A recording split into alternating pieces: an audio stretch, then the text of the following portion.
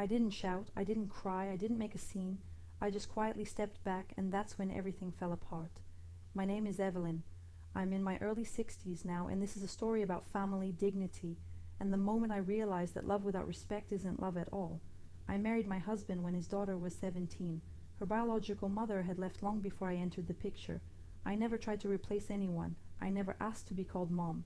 I simply showed up again and again, because that's what you do when you care. I paid for college expenses when scholarships didn't cover everything. I helped with rent during unpaid internships.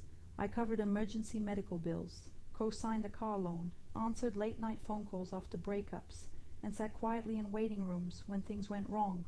I wasn't loud about it. I didn't keep score. I just thought this was what family looked like. Each time I wrote a check or answered a midnight call, I felt something settle in my chest, a quiet certainty that I was building something real. I was wrong. Over time, small things began to add up. I was introduced as my dad's wife, never as family. Each introduction felt like a small erasure, like watching myself fade from a photograph in real time. I was asked to take photos instead of being in them. I'd stand behind the camera, framing their smiles while something hollow expanded in my stomach. Decisions were made without me and explained later as an afterthought. Wedding shower plans, holiday arrangements, family discussions in group texts I wasn't added to.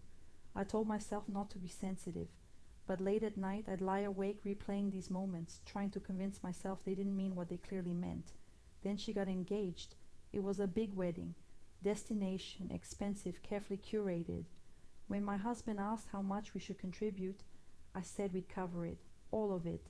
Maybe, I thought, this would finally be the moment that shifted things. She hugged me, she thanked me, she said she couldn't do this without me. I believed her. A few weeks later, while going over wedding plans, she looked at me and said something I wasn't prepared for. Calmly, almost gently. She said it would be better if I didn't attend the wedding. At first I thought I had misunderstood, but she explained.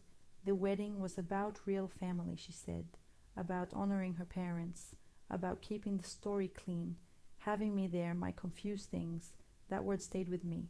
Confused. My husband didn't say anything. He just sat there, silent, studying his hands. I waited for him to object, to defend me, to say something, anything. He didn't.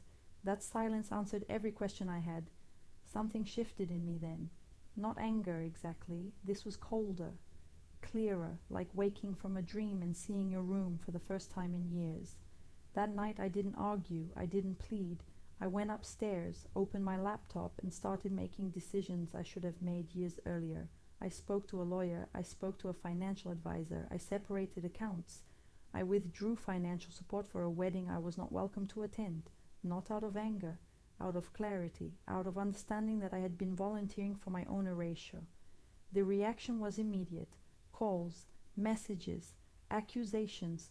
I was told I was being dramatic, that I was ruining things, that she didn't mean it like that.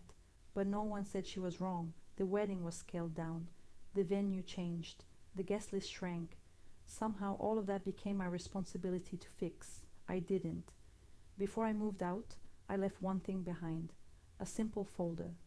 Inside was a list. Nothing emotional, just facts. Years of support, education, housing, emergencies, help given freely, without obligation. I didn't ask for the money back. I didn't demand an apology. I only wanted the truth to be visible. I wrote a short note. It said I never pretended to be anything I wasn't. I chose to care. And when I was told I didn't belong, I listened. The wedding happened without me. I spent that day at the coast, walking on the beach, understanding for the first time in years that I was allowed to take up space. Months later, my marriage ended quietly. No shouting, no courtroom drama, just acceptance. Today my life is smaller and fuller. I live near the coast. I volunteer at the women's shelter, helping others recognize the patterns I took too long to see. I paint. I sleep well. Sometimes people ask if I have children. I say not anymore, and I say it without anger. Walking away isn't weakness. Sometimes it's the strongest form of self-respect there is. It's choosing yourself when no one else will. I didn't lose a family. I lost an illusion, and that saved me. If this story resonated with you, please like and subscribe. Your support helps us create more meaningful content and bring you stories that matter.